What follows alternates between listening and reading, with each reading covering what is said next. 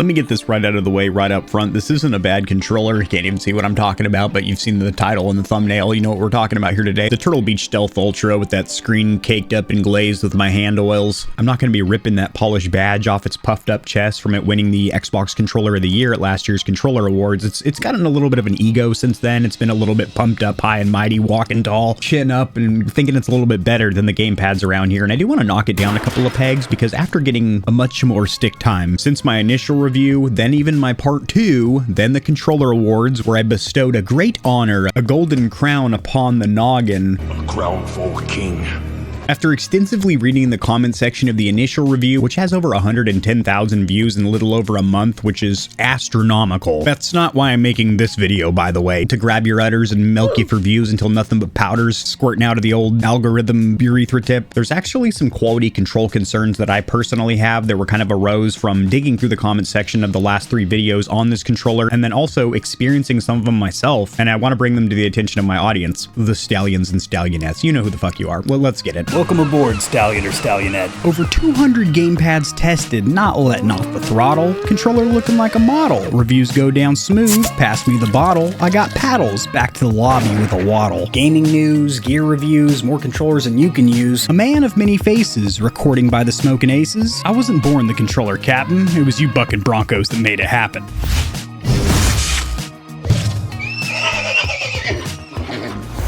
Enough input delay. This video is slapping.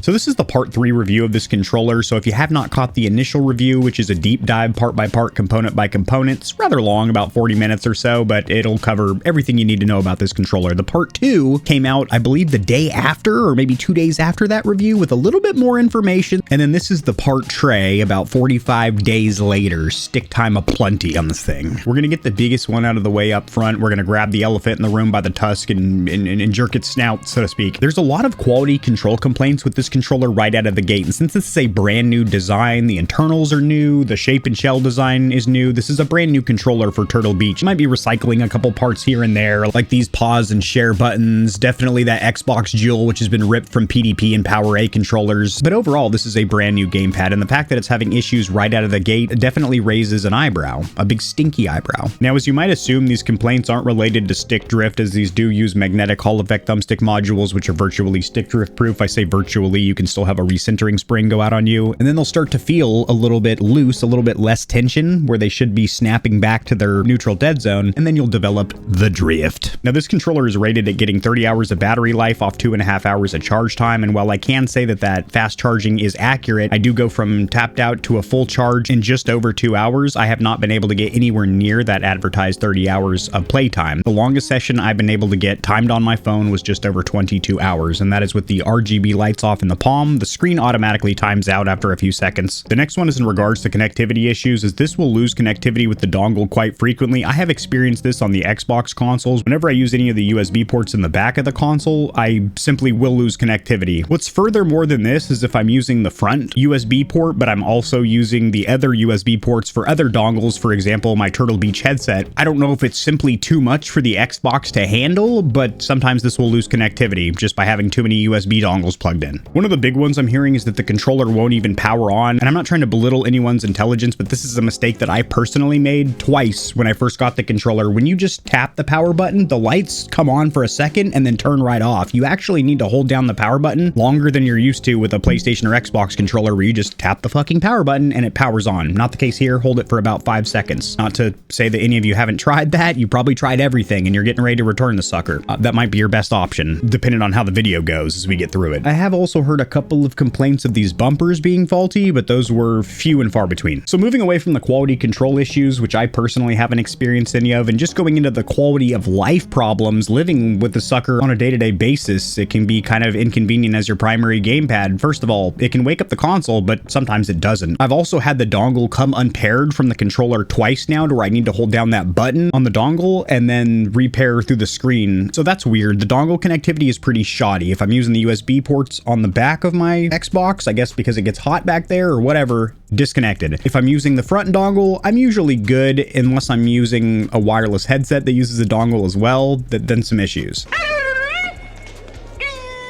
The position of the plus button is quite clumsy in my opinion because this makes the controller completely unusable. When you press it, it takes it into the control mode for the CMD or command screen. So if you accidentally brush up against this in gameplay, which keep in mind it's right between a D-pad and a thumbstick, not to mention if you're somebody like me that hits the share button pretty frequently to save gameplay clips for B-roll in their YouTube videos, whatever you do with your gameplay clips, show your buddy that 360 no scope, this is right next to the plus button, and if you accidentally press that, your controller becomes unusable. So you went from a sick clip of your slide cancel into just getting slapped around because your controller is unusable. On their next version or iteration, I would greatly like to see this plus button, which is used to control the screen, move to the bottom down here by the 3.5mm headphone jack, or up top here by the charging port. It just makes sense. Next up, this was mentioned during my initial review, and then again during the part 2, and it hasn't changed, it's still an issue. This is a $200 premium or pro controller with no swappable thumbstick cap option. That is an expected feature, a staple. One of the 3 features that is expected with a pro controller is going to be remappable rear buttons or back paddles, trigger stops or locks, and then swappable thumbstick caps. And they do have some little slip over silicone condom johns. That does not count. It's not the same because you can pick those up for about $5 for a 30 pack on Amazon from Play Vital or ExtremeRate. Turtle Beach knows this.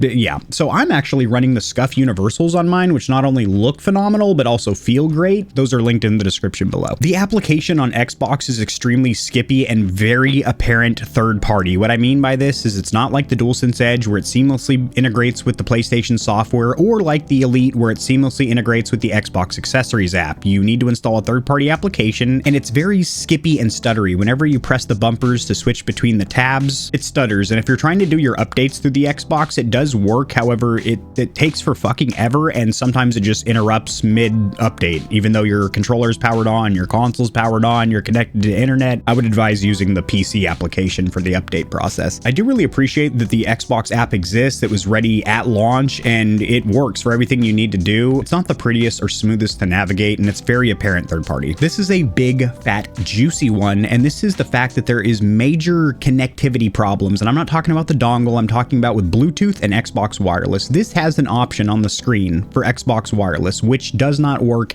at all. That dongle doesn't use Xbox Wireless. It uses its own protocol. How the hell do I know that? Xbox Wireless gets around 14 to 16 milliseconds of input lag or delay. This dongle gets around 4. Not to mention, I can also tell from the inconsistency issues that it's not Xbox Wireless, which is generally pretty consistent, but not the fastest. Anywho, it is advertised from the manufacturer and also shown as an option on this screen that you have Xbox Wireless. And by using that, you should be able to connect to the Xbox Wireless adapter for Windows PCs. You also cannot pair to the Xbox consoles through that option without using the dongle, which you should be able to do. So basically, it is a dead feature in the menu. Xbox Wireless doesn't do shit. He's broke, don't do shit. But it's in the menu. The next one, Bluetooth, also does not work. Not only is there no seamless integration with headsets, which there totally should be since this is a Turtle Beach controller and Turtle Beach is known for their headsets, and the chip on board has the same supersonic hearing for the 3.5mm headphone jack, there's no reason that the headset shouldn't communicate perfectly with the controller and be controllable from this screen. Furthermore than that, the Bluetooth connectivity shouldn't just be for connecting headsets or accessories to the controller, it should also be for connectivity of the controller to other devices like a PC, a console, or a converter so you can use it on other consoles. Much like Xbox Wireless, that Bluetooth connectivity mode in the menu half the time doesn't do shit. More than half the time, I would say 90% of the time. I've only gotten it to connect to my phone a couple times, and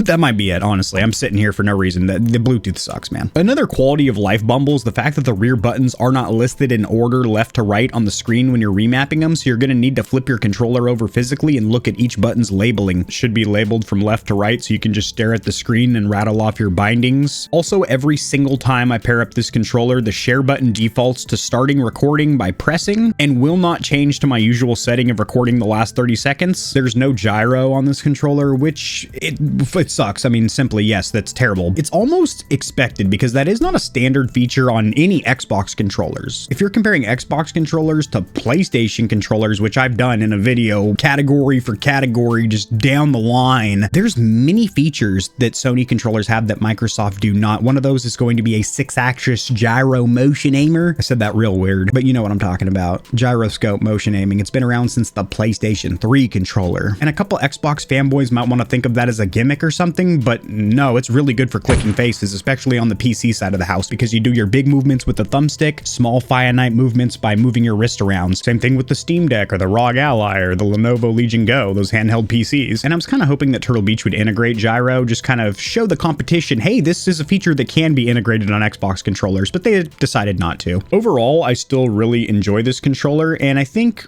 on the whole, it's quite pleasant. Yes, Frau, on the whole, I think Preparation H feels good. But I want to hear what you think. Drop in the comment section below your opinion of the Turtle Beach Stealth Ultra and what you're using to play on Xbox. If you have not caught the previous 2 videos, they are linked in the description below. I strongly recommend giving them a watch. This controller is also linked in the description below, and I will see you Stallions and Stallionettes tomorrow.